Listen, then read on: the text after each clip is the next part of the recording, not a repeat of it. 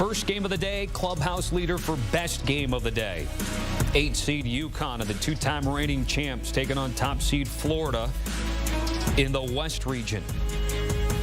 Florida looking to make the Sweet 16 for the first time since 2017. UConn down 1 in the first half. Alex Caravan settles behind the arc, knocking down the threes. UConn just 2 of 12, though, from 3, but they had to lead in the game. Then Thomas Houck missing underneath. Elijah Martin. Florida back up 1 as this game was back and forth. Under 3 minutes left to go in the first. UConn down 3. Jalen Stewart missing, but Samson Johnson gets the board. And Leah McNeely with the finish. Huskies had 9 offensive rebounds in the first half to offset that poor shooting from 3. 3-point game as time's ticking. Hassan Diarra tying it at 31. First game tied at halftime this tournament, by the way. And UConn not leading at halftime for the first time in a tournament game since 2023 against Rick Pitino's Iona. Now it's a 3-point game. Solo losing the ball, but Diarra's there and 1 counted. Huskies up 6 after the made free throw, their largest lead of the game, capping off a 10-1 run. Florida down 4. Walter Clayton Jr. started heating up, especially the final 8 minutes of the game. He had 10 points up until the 8-minute stretch where he had 13 to finish with 23. Florida back up 1, 2.5 to go. Will Richard forcing the turnover. Richard there in transition for the fast break jam, capping off a 6-0 Florida run, ensuing UConn possession. Ball hits the 3. We're tied at 64. Two-time champs not ready to quit. Gators, though, now up 3, trying to put this to bed. And I mentioned the last 8-minute performance from Walter Clayton Jr., and he came up clutch for them as both he and Richard combined for 28 points in the second half. Here we go. 6-point game. Alex Condon missing off back iron, and Martin's there, and that really put things to bed for the two-time champs. I remember that 17 season where I said UF went to the Sweet 16 and made it to the Elite 8 that year. And for UConn, it snaps a 13-game tournament win streak, which is tied for the second longest in men's basketball history. So Florida wins this one by 2. 10 of their final 13 shots went in at the end of the game. But let's talk about the Gators. Head coach Todd Golden and Tracy Wilson postgame. I mean, Coach, what a game. The resiliency of your team. We'll talk about this guy in a second, but your team showed no panic. What did they show you? We just stayed the course. Obviously, it didn't go our way for a large portion of that game after a good start. But again, our team's tough. We have great senior leadership. We just wanted to continue to be ourselves and do it a little bit better. In the last 6 minutes of the game, we did that very well. Look at this. We got the whole team over here. Let's talk about this guy. Yep. 2 huge threes down the stretch and those free throws. What is it about Walter Clayton Jr.? Incredible player, great leader. Teammates believe in him. Great to have the ball in his hands when you need somebody to step up and make a big shot. His teammates stepped up for him today, helped us get this win, and he stepped up closing this victory out for us. Walter, for you and for all your guys here to have the chance now to play in a Sweet 16, how does that sound? Man, it sounds great, man. You know, we done had a plan. We know Gator basketball got a great history. We're trying to bring it back a little bit, so it's great that we're getting to this point. We wish you the best of luck in San Francisco. Go Gators, baby! Yeah, I mean, credit Florida. I think, if this, just historic run that these guys have been on, and the guys that have worn the uniform last couple of years, if it's going to come to an end for us, I wouldn't have wanted it to be in a game where we lost to a lower seed, and there's some honor, I guess, in the way that this went down. But it's a tough loss. We played, I think, in a manner that gave us a real chance to win. And credit Clayton. I mean, he made some NBA level threes off the dribble, to beat us. And it took that for somebody to put us down in this tournament after winning, obviously, a bunch in a row here. So, but obviously, words can't describe the respect I have for the men to my left. All right, now we'll open it up for questions for the student athletes. Any questions for the student athletes? Let's start on the edge here, Jaden, then we'll come up front. Mark Cannizzaro from the New York Post. Alex, can you speak to how frustrating that last sequence was when they kept getting those offensive rebounds off the missed free throws, and just how frenetic that was? I mean, yeah, it was super frustrating. They were giving us gifts. They were missing free throws, and we just didn't capitalize on the opportunity. And, you know, if we grabbed those rebounds, and who knows what would have happened. So, I mean, that's not the thought right now. But we just missed out on those opportunities. Okay, front row, Jaden. Then we'll go front row here, and then there.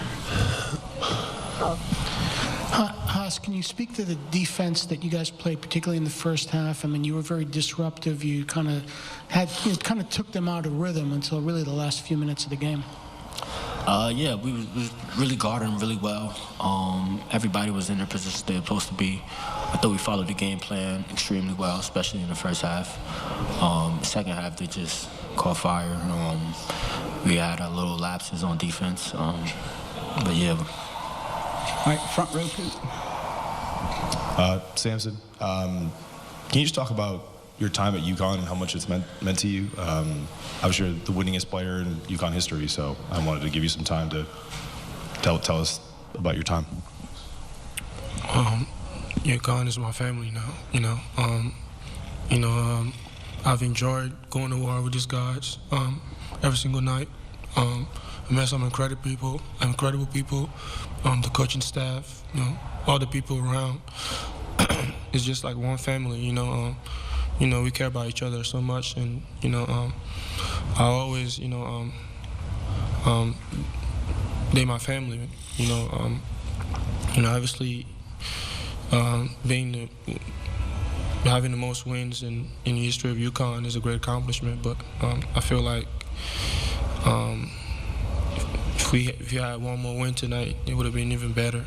But it is what it is. UConn's family. All right, Coop on the fourth row there.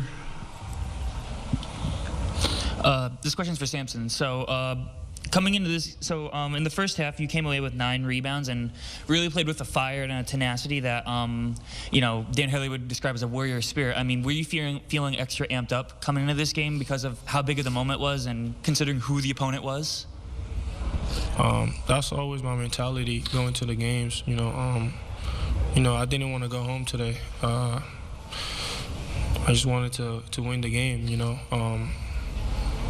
got to give it everything you have. I feel like, that's the mentality I came into the game with, and, I was trying everything in my power to help my team win. We just came up short. Any other questions for the student athletes? All right, gentlemen, you're excused. Thank you very much.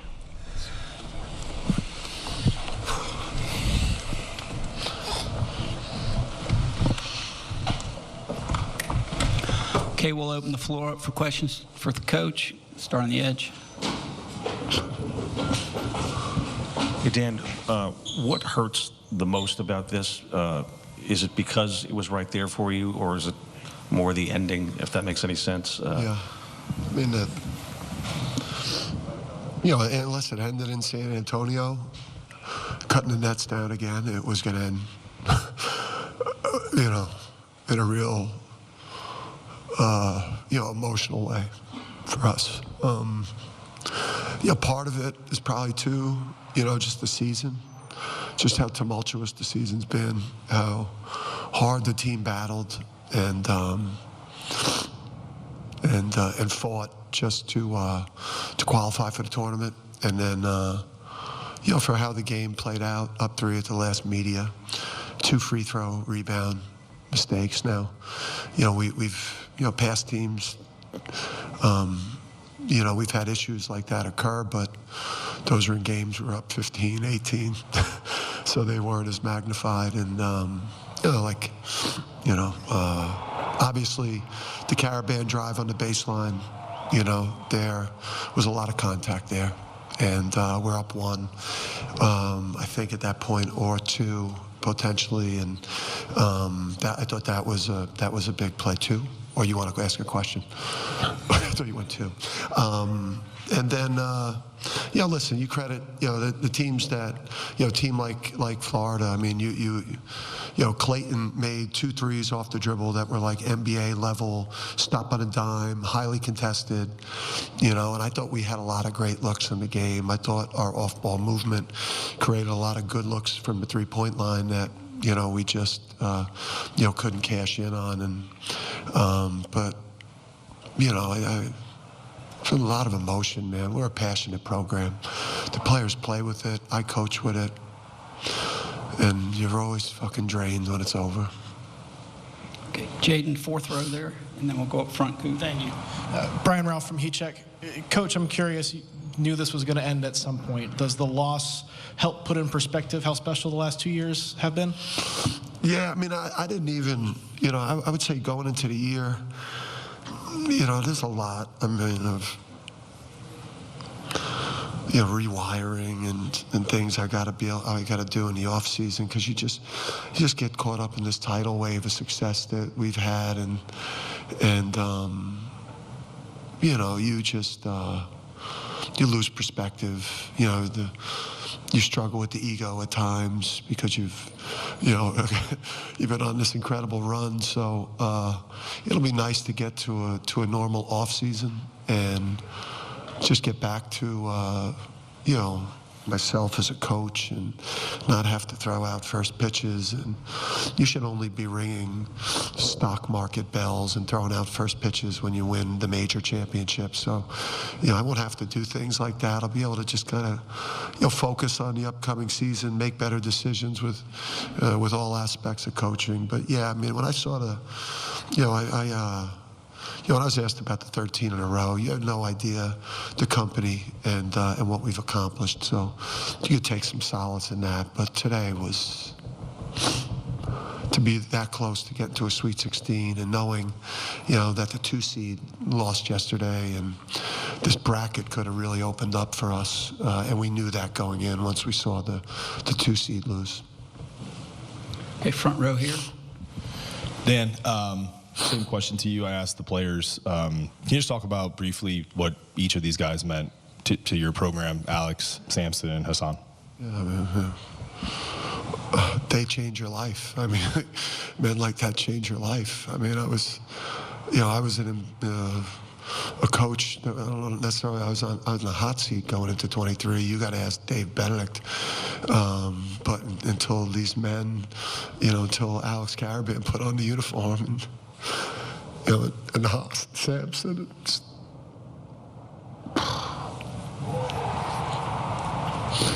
the players change your life when you have such special people. This just in, the Florida Gators are going to the Sweet 16. Let's start with head coach Todd Golden. Again, Florida basketball back where it belongs, and you know, being in the Sweet 16 is a great step in the right direction. Incredibly proud of our players, specifically, you know, especially I should say these 2 guys next to me, but the whole roster as well. We made winning play after winning play down the stretch in the last 6 minutes. You know, after about 34 minutes of it not looking like it was going to go our way, and you know, that's the benefit of having 3 great senior leaders in the backcourt and some young, hungry front court players that'll give it their all to compete on every single play. And it wasn't necessarily pretty for majority of the game for us, but that 8-0 run down the stretch, I think he finished with about 40 seconds, if this stat sheet is right, was huge. And these guys, our players, delivered today. All right, at this time, we're going to open up the floor for questions for student athletes. Cooper, can we go here in the middle, and then we'll get you 2 gentlemen. Yeah, Kevin Brockway from the Gainesville Sun. Walter, can you speak to kind of sticking with it throughout the game and making the shots down the stretch and what you saw in those opportunities, the 2 threes in the final 2 minutes? Yeah, nah, for sure. My teammates, at the end, just trusted me, you know, with the ball in my hand, you know, to be able to shoot that shot. So I appreciate them for that trust and, you know, just sticking with it, man. We knew this game wasn't going to be easy, and they got championship pedigree, man. They back-to-back champions. That's a great team. So they'd have had that experience, so we knew it wasn't going to be easy. You know, we kept our composure, and this guy right here, especially Five, he kept us together, you know, through the adversity. Okay, on the edge here, Jaden, please, and then we're there, and there. Yeah, this is Mike DeCourcy from the Sporting News. Walter, can you explain what either was up with your game or what they were doing to you that led you to not play at the level that you customarily do and that you then did do down the stretch? Yeah, nah, I wouldn't say. I know they was kind of denying me a little bit, but I didn't seen that before. You know, it was more of just kind of a me thing. But I think we seen some things, and my teammates, they did a great job throughout the game, you know, kind of picking up where I was slacking. Okay, there you go. Brian Ralph from Heat Check. This is for you, Walter. Just late in the game when you went on the stretch, what's the mindset like when you decide, like, okay, we need to take these shots, I need to take this game over? What goes into your mindset for that? Nothing, honestly. I mean, been doing it all year. You know, my teammates, like I said, they give me the ball, they put the trust in me, so just to be able to shoot those shots. So just mindset don't really change. Just, you know, got a couple up at the end of the game today. Okay, we can go second row, then first row. Brett Friedlander, Saturday Down South. To either of the players, what is a game like this where Coach said it was kind of ugly and it was tough against an opponent that really tested you?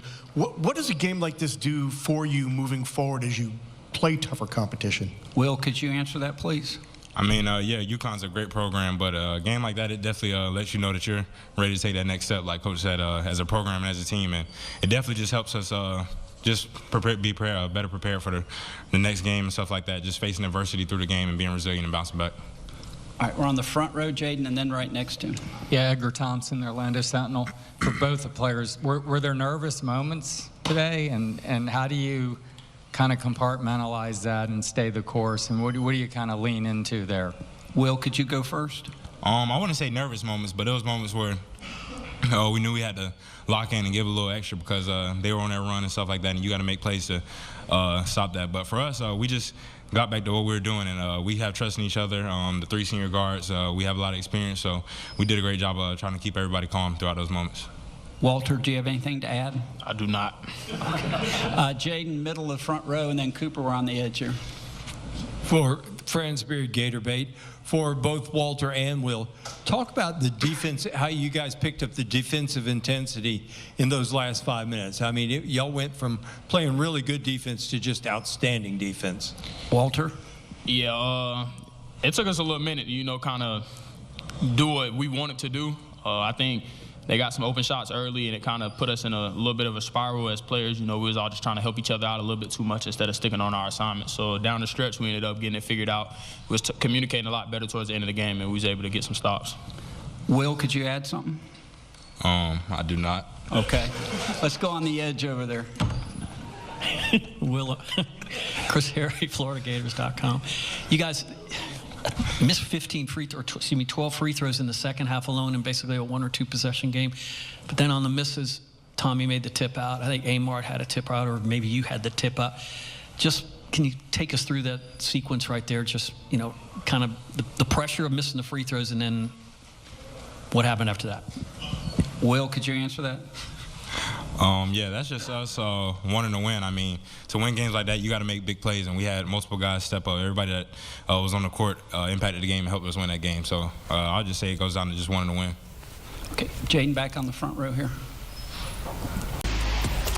Our research team on point, so are these guys, B.J. Taylor and Mike O'Donnell. I'm Tommy Tran. Guys, what a game. Everybody was asking for more basketball. We would have taken overtime. Didn't need it at the end. Mike, what stood out to you about Florida getting it done? I thought we were getting overtime. It felt like an overtime game. It smelled like an overtime game.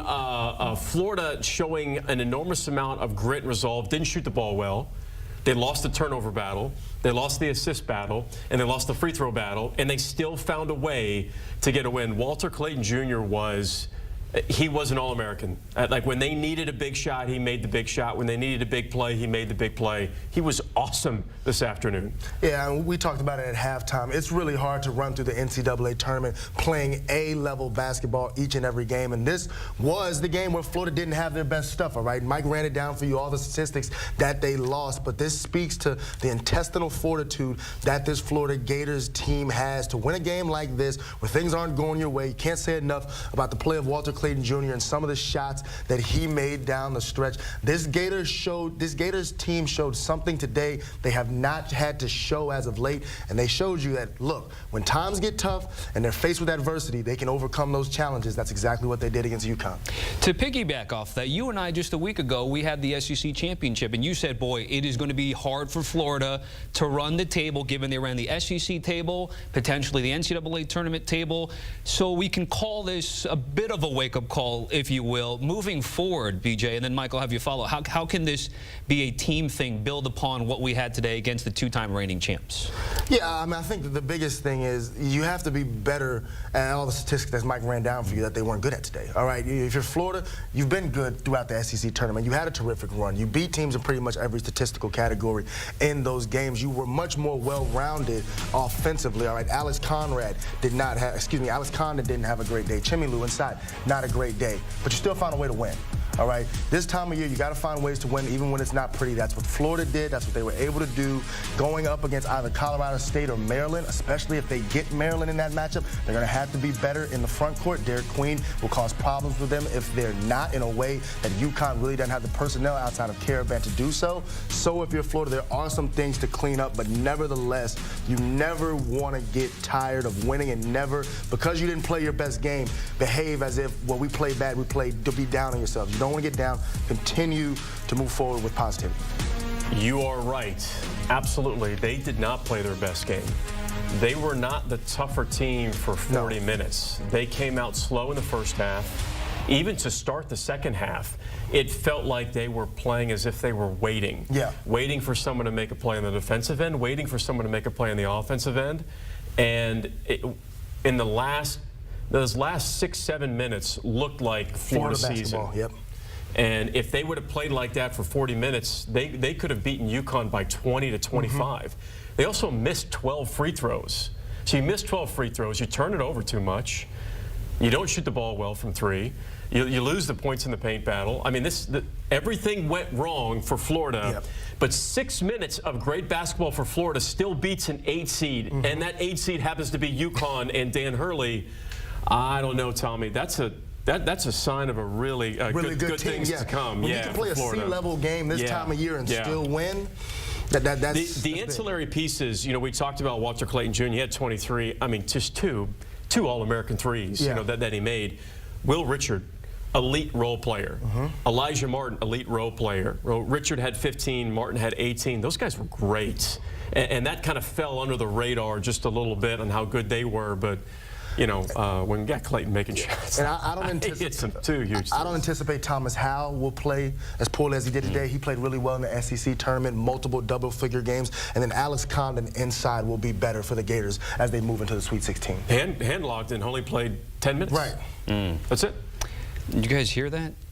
Collective sigh of relief from everybody picking Florida to win their brackets right now. I heard it. I don't know if you guys heard it. Well done. Before we push forward to their next matchup, which is the winner of Colorado State and Maryland, let's just recap this Huskies run. Fantastic 3-year stretch, 2-time reigning champs. How do you best describe this 3-year run for Dan Hurley? BJ, I'll give you first.